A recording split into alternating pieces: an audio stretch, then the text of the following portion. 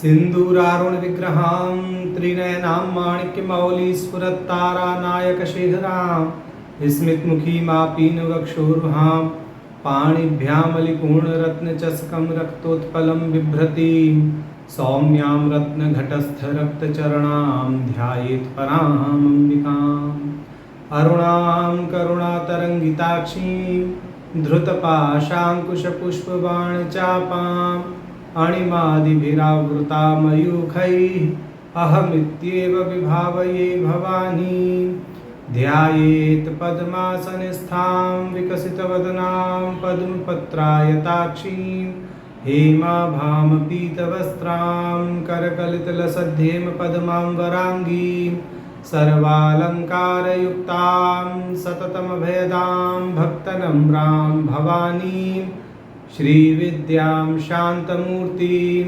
सकलसुरनुतां सर्वसम्पत्प्रदात्रीं नारायणी नमोस्तुते। ललिता सहस्रनाम सौभाग्य भास्कर भाष्य की श्रृंखला में हम भगवती के 474 नाम तक का भाष्य देख चुके थे। अब जो प्रकरण हमें प्राप्त है वो बहुत महत्वपूर्ण है। तो ललिता सहस्रनाम के इस भाष्य में अब भाष्यकार जी जिन नामों का भाष्य करने जा रहे हैं वो अग्रिम 60 नाम जो हैं वो योगनी न्यास से संबंधित हैं। श्री विद्या संप्रदाय में जो योगनी न्यास है वह राशि और नक्षत्र न्यास के बीच में किया जाता है। तो यहाँ पर जो हमें 60 नाम प्राप्त हैं उन 60 नामों का क्रमशः विशुद्ध अनाहत मणिपुर स्वाधिष्ठान मूलाधार तदंतर आज्ञा और सहस्रार चक्र की योगनियों से संबंधित है। विशुद्ध चक्र की योगनी का सबसे पहले वर्णन करेंगे डाकनी योगनी का। तो इस प्रकरण को प्रारंभ करने से पहले भाष्यकार जी भूमिका के रूप में 2 पंक्ति कहते हैं अथ द्विषष्टि नाम भिर योगनी न्यास क्रमेण विशुद्धि आदि सप्त चक्राधिष्ठात्री ड र ल क स ह य द्य योगनी सप्तक स्वरूपेण भगवतीं स्तोतुम आरभते। माने भाष्यकार जी ये कह रहे हैं कि आगे के जो 62 नाम हैं यदि हम गणना करें तो वह 60 नाम ही होते हैं। तो ये अनुसंधनीय है 62 या 60 का जो विषय है, परंतु जो हमें आगे के नाम प्राप्त हैं योगनी न्यास से संबंधित वो 60 नाम ही होते हैं। यहाँ भाष्यकार जी ने 62 नामों का जो कथन किया है वह अनुसंधनीय है, ये हमारा मत है मानिए।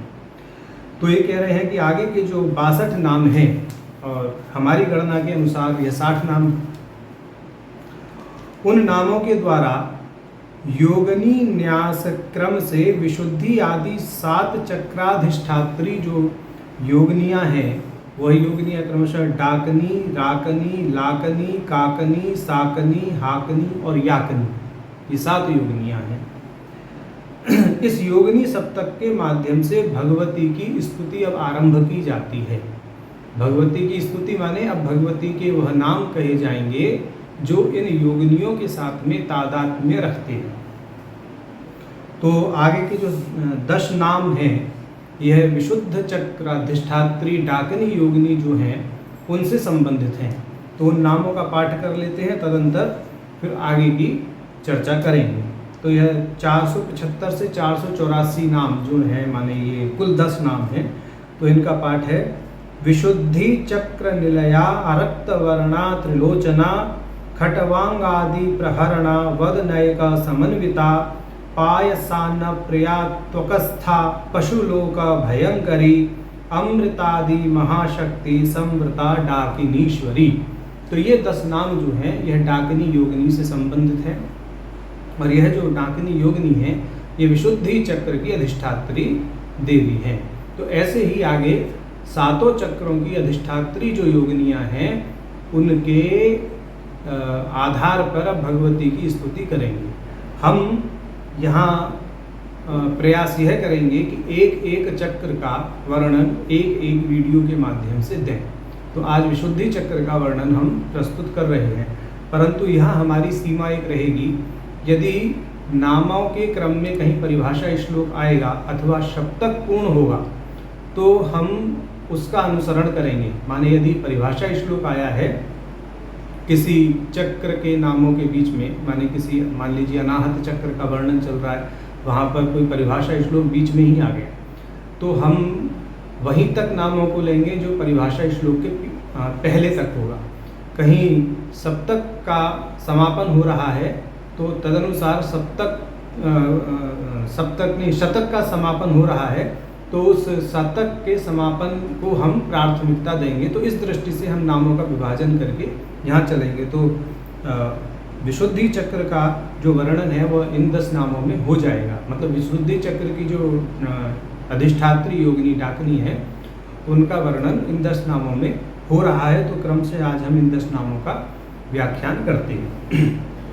तो भाष्यकार जी कह रहे हैं विशुद्धित्यादिना, अब विशुद्धि आदि चक्र के क्रम से प्रारंभ करते हैं। माने जो विशुद्धि चक्र निलया जो नाम है उसका भाष्य प्रारंभ करते हैं।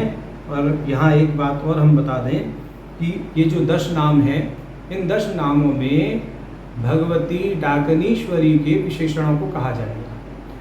उन विशेषणों के आधार पर जो भगवती डाकनी की विशेषताएं बताई जाएंगी और उन विशेषताओं को बताने वाले जो नाम होंगे वह भी नाम भगवती ललिता का ही पर्याय माने जाएंगे और भगवती ललिता ही उन नामों से ही कही गई हैं, ऐसा भाष्यकार जी अपना मत प्रस्तुत कर देंगे एक पंक्ति में, वह भी अंत में करेंगे।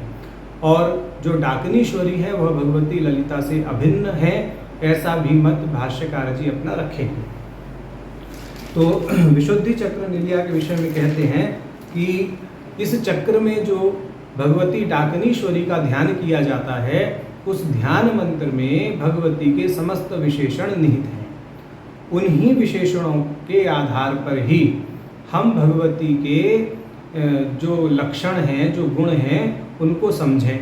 तदंतर जो हमको यह आगे के 10 नाम प्राप्त हैं विशुद्ध चक्री निलया से डाकनीश्वरी तक, यह भी उसी ध्यान मंत्र में बताई गई विशेषताओं के साथ में तादात्म्य रखते हैं। तो अब कहते हैं तत्रेदम डाकनी ध्यानम। अब भगवती डाकनी का ध्यान इस प्रकार है। ग्रीवा कूपे विशद्धो नृपदल कमले श्वेत रक्ताम त्रिनेत्राम हस्तैः खड्वांग खड्गो त्रिशिखमपि महाचर्म संधारयन्ती वक्त्रेण एकेन युक्तां पशुजन भयदां पायसान्येकसक्तां त्वकस्थां वन्दे अमृताद्यैः परिवृत वपुषं डाकनीं वीरवन्द्याम्। ये भगवती डाकनीश्वरी का ध्यान है जो हम विशुद्धि चक्र में करते हैं।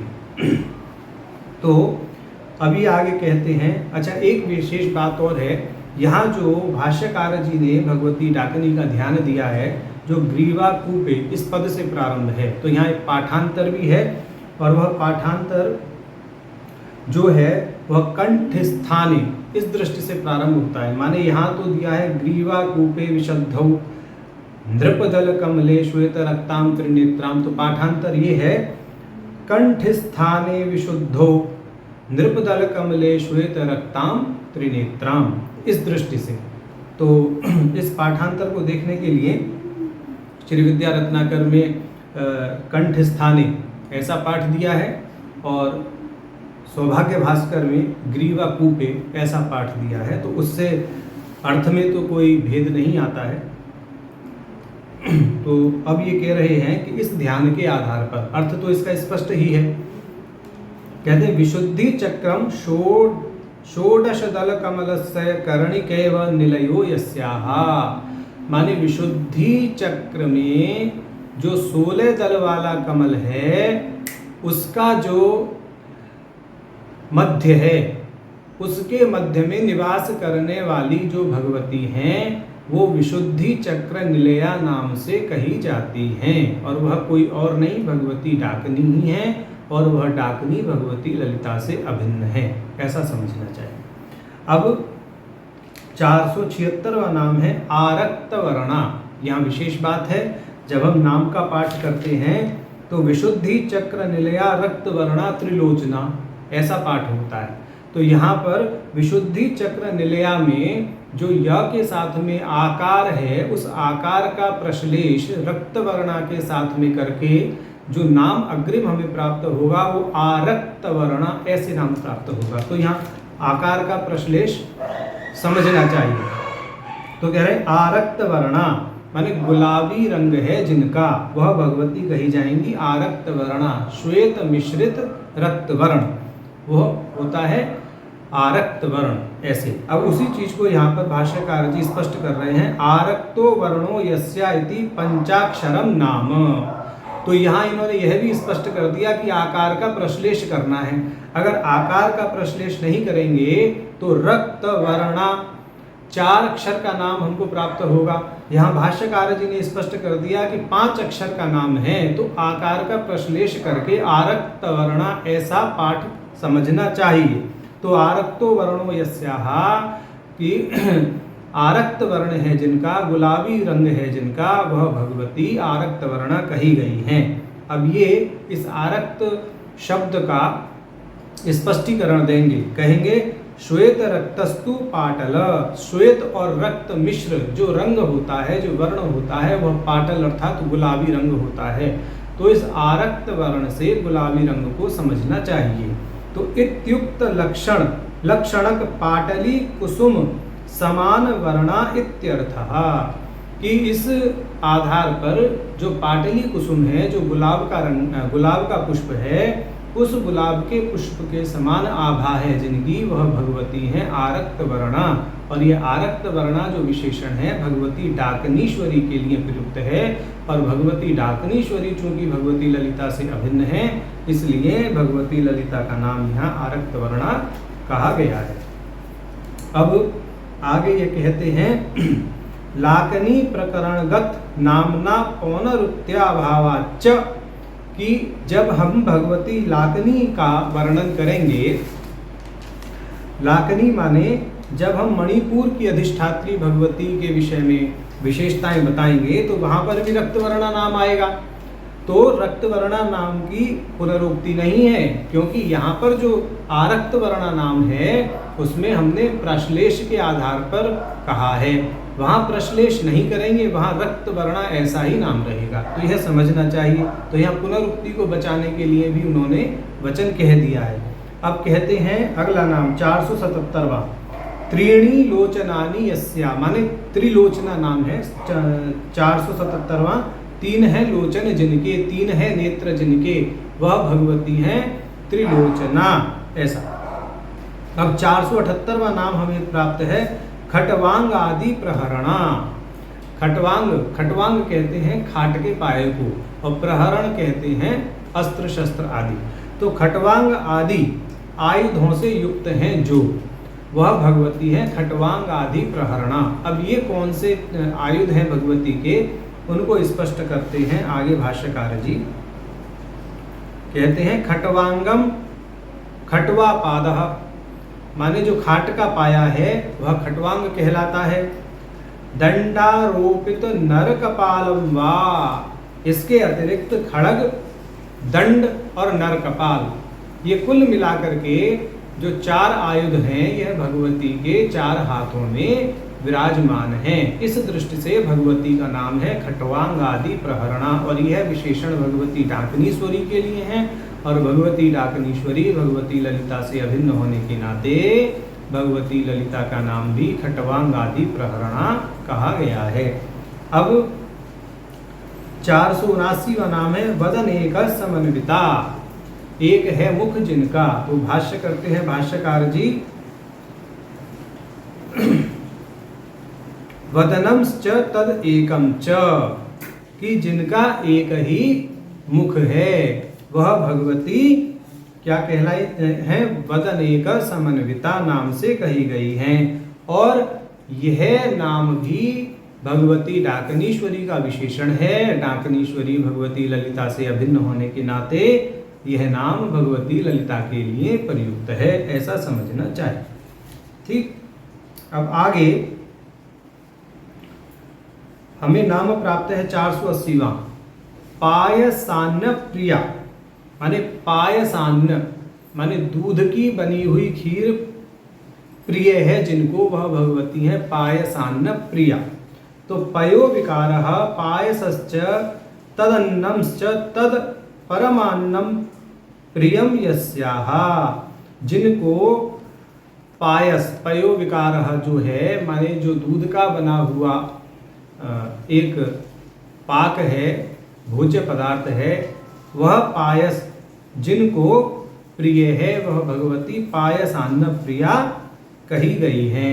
यह पायसान्य प्रिया जो नाम है या विशेषण है, यह भगवती डाकनीश्वरी के लिए ही प्रयुक्त है और भगवती डाकनीश्वरी की अभिन्नता भगवती ललिता के साथ होने के नाते पायसान्य प्रिया यह नाम भगवती ललिता के लिए प्रयुक्त हुआ है। अब 481वां नाम जो हमें प्राप्त है वह है त्वकस्था। त्वकस्था का अर्थ करते हैं भाष्यकार जी, त्वक धातु की अधिष्ठात्री हैं जो। इसको स्पष्ट करेंगे विशेष रूप से, कहेंगे त्वची धातौ तिष्ठतीति त्वकस्था। त्वचा धातु में जो स्थित है वह भगवती हैं त्वकस्था। तद अभिमानित्वात्, उसका अभिमानी देवता होने के नाते, उसकी अधिष्ठात्री होने के नाते, माने त्वक धातु की अधिष्ठात्री होने के नाते भगवती का नाम यहाँ त्वकस्था है। भगवती डाकनीश्वरी त्वकस्था कही गई हैं, ऐसा समझना चाहिए। तो चूंकि यह विशेषण भगवती डाकनीश्वरी का है, डाकनी और भगवती ललिता में अभेद होने के नाते भगवती ललिता को भी त्वकस्था नाम से कहा गया है। अब 482वां नाम हमें प्राप्त है पशुलोक भयंकरी। पशुलोक भयंकरी माने पशु समुदाय में भय उत्पन्न करती हैं जो, वह भगवती हैं पशुलोक भयंकरी। तो अब इस विषय में भाष्यकार जी विशेष रूप से श्रुति प्रमाण दे करके भाष्य करते हैं। पहले वो एक पंक्ति में कहते हैं अद्वैत विद्या विहीनाः पशवः। वह जन जिनको अद्वैत विद्या ज्ञात नहीं है, जो अद्वैत विद्या से विहीन हैं, वह पशु कहलाते हैं। त एव लोकास्तेषां भयंकरी, उनके ही समूह को जो भय प्रदान करती है वह भगवती पशुलोक भयंकरी हैं। माने वह लोग जो द्वैत में घिसे पिटे पड़े हैं, जिन्हें अद्वैत का लेश मात्र भी ज्ञान नहीं है, ऐसे लोग पशु कहलाते हैं और उनके समुदाय को जो भय देती हैं वह भगवती पशुलोक भयंकरी हैं। अब प्रमाण देते हैं बृहदारण्यक के उपनिषद का, यो अन्याम देवताम उपासते अन्यो सावन्यो हमस्मीति न सवेद यथा पशुरिति श्रुतेः। तो ये कह रहे हैं बृहदारण्यक के उपनिषद 1:4-10, यह प्रमाण कह रहे हैं कि जो किसी अन्य देवता की पूजा करता है और यह मानता है कि देव पृथक है और स्वयं भी उनसे पृथक है, मतलब देवता का और स्वयं का ऐक्य जो नहीं मानता वह एक पशु के समान है। तो यहाँ पशु को इन्होंने स्पष्ट कर दिया, जिनको अद्वैत का ज्ञान नहीं है, जो भेद में रचे बसे पड़े हैं, जो द्वैत में रचे बसे पड़े हैं, वह पशु हैं। अब दूसरी श्रुति देते हैं बृहदारण्यक के उपनिषद की 1:4-2, कहते हैं द्वितीया द्वय भयम भवति, भय हमेशा द्वैत में ही होता है। और अब तीसरी श्रुति देते हैं तैत्तरीय उपनिषद 2:7-1, य अस्मिन्नुदरमन्तरं कुरुते तस्य भयं भवति तिश्च श्रुतेः। जो तनिक भी भेद देखता है वह भय से आक्रांत हो जाता है, ऐसी तैत्तरीय उपनिषद की श्रुति है। तो वो कह रहे हैं कि हमने जो वैदिक प्रमाण दिए हैं, जो श्रुति के प्रमाण दिए हैं, वह यह सिद्ध करते हैं कि जो द्वैत का ज्ञान रखते हैं और अद्वैत से विमुख रहते हैं वे लोग पशु कहलाते हैं, क्योंकि यह स्पष्ट बृहदारण्यक के उपनिषद में कर दिया गया है। न सवेद यथा पशु, इस दृष्टि से जो श्रुति कही गई है 1:4-10 उसमें। अब कहते हैं कि इस प्रकार के पशु समुदाय को जो भय देती हैं वह भगवती पशुलोक भयंकरी के नाम से कही गई हैं। ये पशुलोक भयंकरी जो पद है ये भगवती डाकनीश्वरी के लिए विशेषण के रूप में प्रयुक्त है। भगवती डाकिनीश्वरी का भगवती ललिता के साथ अभेद होने के नाते पशुलोक भयंकरी नाम भी भगवती ललिता के लिए प्रयुज्यमान है, ऐसा समझना चाहिए। अब आगे हमें 483वां नाम प्राप्त है अमृतादि महाशक्ति संवृता। देखिए यहाँ एक विशेष बात समझनी चाहिए। जो विशुद्धि चक्र है, विशुद्धि चक्र में 16 दल हैं और 16 ही हमारे स्वर हैं, आ से लेके विसर्ग तक, आ ई उ री री री री ए ऐ ओ औ अम आहा। ये जो हमारे स्वर हैं 16, ये एक एक कर्णिका में विराजमान है। माने जो विशुद्धि चक्र है, विशुद्धि चक्र में पूर्व से प्रारंभ करके और क्लॉकवाइज चले, एक एक चक्र में इन 16 स्वरों का न्यास करें।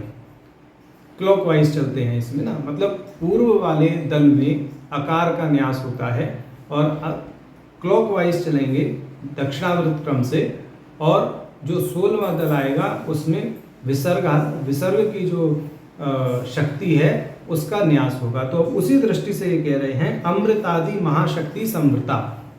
भाष्यकार जी कहते हैं अमृताख्या शक्ति ही आदिर्यासाम ताभि षोडश भी महाशक्ति भी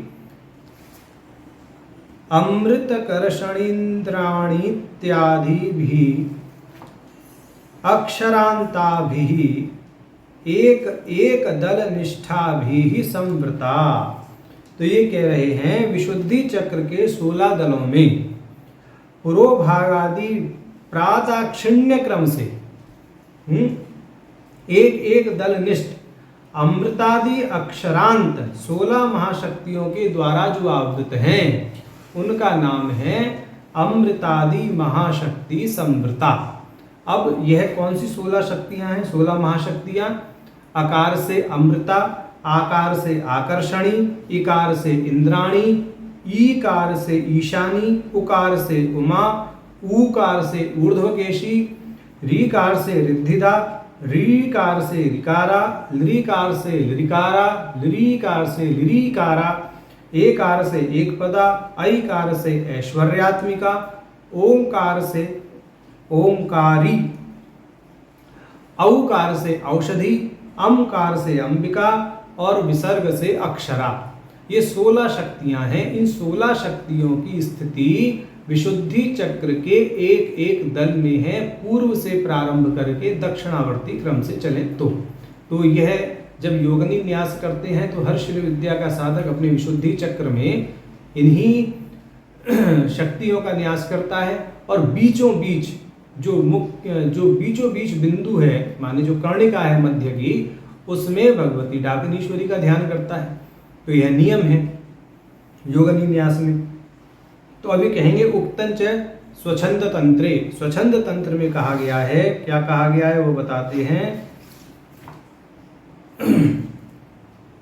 तस्मात् एकांगुलार्धूर्वं विशुद्धं षोडशाक्षरं मध्यगाडाकनी बाह्य पत्रेषु परमेश्वरी अमृताद्यक्षरांताः स्युश्चंद्र बिंबम तदूर्वधत। कि अनाहत चक्र से ऊपर विशुद्ध चक्र की स्थिति है जो 16 अक्षरों का है, माने 16 दलों का है। इसके मध्य में भगवती डाकिनीश्वरी विराजमान हैं और इसके जो बाह्य 16 पत्र हैं उनमें अमृतादि अक्षरांता यह 16 शक्तियां समाई हुई हैं और उससे ऊपर चंद्र बिंब है, ऐसा ये कह रहे हैं। अब अगला नाम हमें प्राप्त है 484वां डाकिनीश्वरी। तो डाकिनीश्वरी का भाष्य करते हैं नवानाम विशेषणानाम विशेष्यम नामना निदर्शयति डाकनीश्वरीति डाकिन्याख्या ईश्वरीत्यर्थः।